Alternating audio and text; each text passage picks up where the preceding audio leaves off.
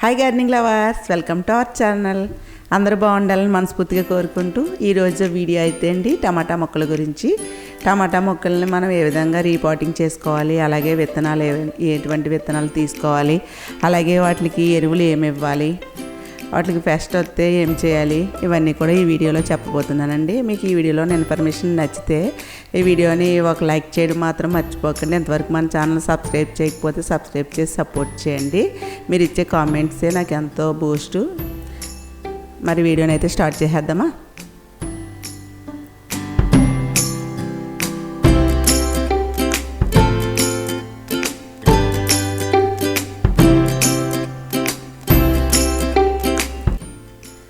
ఇప్పుడు నేను టమాటా మొక్కలు నారు వేసానండి. దానికోసం పాటింగ్ మిక్స్ తీసుకొచ్చాను. మాకు ఇక్కడ 2 కిలోమీటర్ల దగ్గరలో పాటింగ్ మిక్స్ 3 రకాలు, ఒక వంతు ఎర్రమట్టి, ఒక వంతు కోకోపీటు, ఒక వంతు మాగిన ఆవుపేడ ఎరువు కలిపింది మాకు అమ్ముతున్నారండి ఇక్కడ.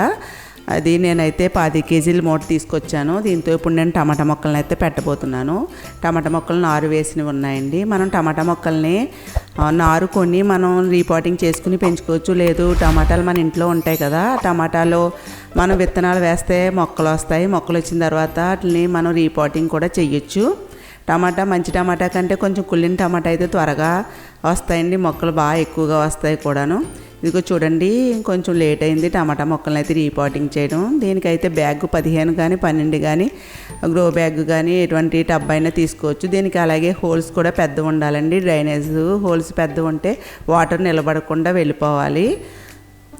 వాటర్ ఎక్కువ ఉన్న మొక్కలు పాడైపోతాయి. అలాగే వాటరింగ్ ఎక్కువ చేయకూడదు, అలాగని తక్కువ చేయకూడదండి, సమానంగా ఉండాలి.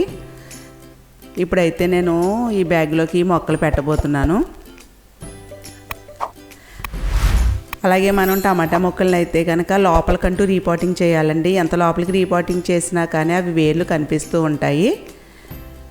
అలాగే రీపాటింగ్ చేసిన తర్వాత ఒక 5 ఇంచీల వరకు కూడా ఆ పక్కన వచ్చినటువంటి బ్రాంచెస్ని మనం తీసేస్తూ ఉండాలి. అలాగే అవి పెరిగే కొలది పక్క నుంచి కొమ్మలు వస్తూ ఉంటాయి కదా, సక్కర్స్, అవి కూడా తీసేస్తూ ఉండాలి. అవి తీయకపోతే మొత్తం బలం అంతా కూడా అవే తీసేసుకుని మనకి త్వరగా పూలు కానీ పళ్ళు కానీ రాకుండా ఉంటాయండి. అలాగే బ్యాగ్కి హోల్స్ ఉంటాయి కదా, హోల్స్ని మనం పెంకులతో కానీ రాళ్ళ ముక్కలతో కానీ కవర్ చేయాలి. లేకపోతే మట్టి అడ్డం పడిపోయింది, మట్టి వచ్చేస్తూ ఉంటుంది, వాటర్ అయితే స్టక్ అయిపోద్ది.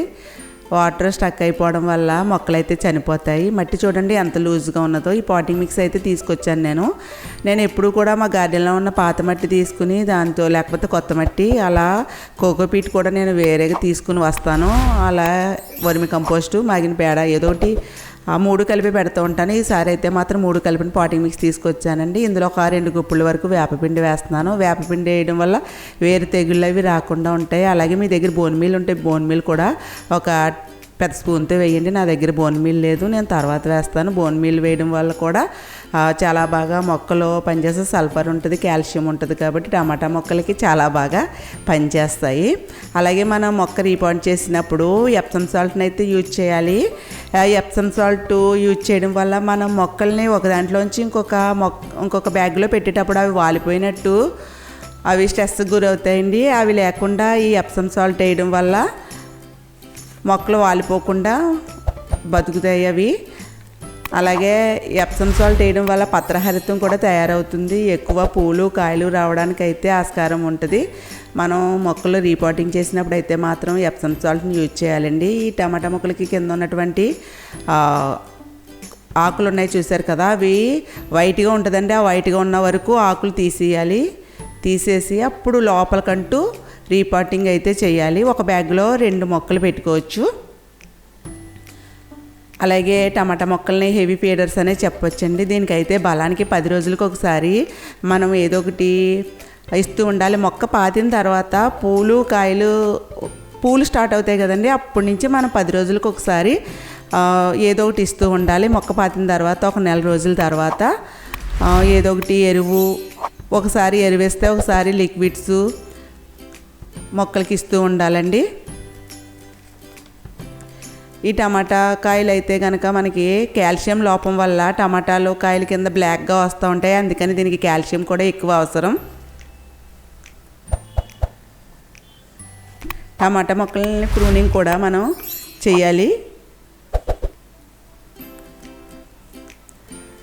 కింద నుంచి ఒక 5 ఇంచీల వరకు కొమ్మలు ఆకులు ఉంటాయి కదండి, అవన్నీ తీసేయాలి. అలా తీసేయడం వల్ల మట్టిలోంచి వచ్చే ఫంగల్ ఇన్ఫెక్షన్స్ అవి కూడా రావు. అలాగే వేపపిండిని కూడా వేయాలి. వేపపిండి వేయడం వల్ల వేరు తెగుళ్ళు అవి రావు, మట్టిలో ఎటువంటి ఇన్ఫెక్షన్ ఉన్నా కూడా రాకుండా ఉంటుంది.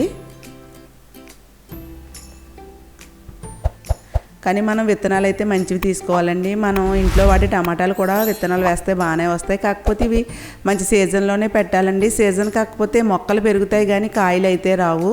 ఈ టమాటాలు మంచి సీజన్లో పెట్టి మంచి విత్తనాలు పెట్టి మంచి పాటింగ్ మిక్స్ పెట్టామంటే ఇవైతే త్వరగానే కాసేస్తాయండి. ఇప్పుడు నేను 2 బ్యాగులకు వచ్చింది మట్టి, ఇదంతా వేసి మా మొక్కలను అయితే పెట్టాను. వాటరింగ్ అయితే చేసేస్తున్నాను.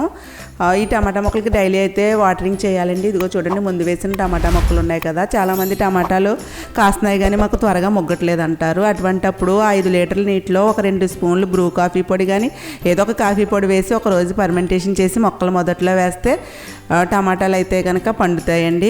అలాగే కాల్షియం కూడా దీనికి ఎక్కువ అవసరం కాబట్టి 10 రోజులకు ఒకసారి వర్మి కంపోస్ట్ కానీ బోన్ మీల్ కానీ ఇస్తూ ఉండాలి. చూశారు కదా, టమాటాలు ఇప్పుడే కాయడం మొదలు పెట్టాయండి. డైలీ నేను మాకు ఇంట్లోకి అయితే కర్రీకి సరిపోతున్నాయి. సీజన్లో అయితే ఇవి బాగా ఎక్కువగా వస్తాయి. ఇప్పుడు ఇది హైబ్రిడ్ రకం ఉంది, నాటు రకం ఉందండి. నాటు అయితే గ్రీన్గా ఉండి అవి కాసిన తర్వాత ఆ మొక్క అయితే చనిపోద్ది. హైబ్రిడ్ అయితే మనకి ప్రూనింగ్ చేసిన తర్వాత కూడా మరలా కాస్తూ ఉంటాయి. ఇది హైబ్రిడ్ టమాటా. వాటరింగ్ అయితే మాత్రం చూసుకుని ఇస్తూ ఉండాలండి. వాటరింగ్ లేకపోతే మొక్కలు ఎండిపోయినట్టు వాలిపోయినట్టు అయిపోతూ ఉంటాయి.